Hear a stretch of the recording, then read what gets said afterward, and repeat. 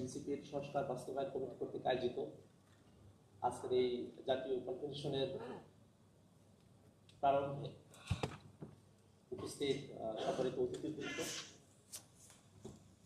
সাংবাদিক বন্ধুগণ এবং সম্মানিত দর্শক শ্রোতা মণ্ডলী, আপনাদের সকলকে জাতীয় নাগরিক পার্টি এনসিপির পক্ষ থেকে শুভেচ্ছা এবং অভিনন্দন। আজকে এই দিনব্যাপী জাতীয় কনভেনশনে আমরা বর্তমান বাংলাদেশের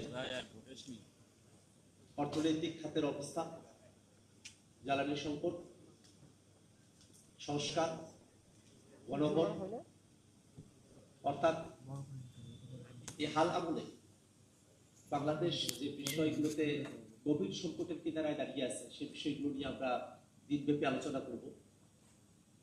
যেহেতু একেবারে শুরু করব, আমি খুব বেশি সময় বলেছেন যে সংস্কারের বাহানায় যদি নির্বাচনটা হতে দেওয়া না হয়, সে কারণে তারা জুলাই সনদে স্বাক্ষর করেছেন, অনেক কথা বলতে চেয়েও তারা বলেন নাই।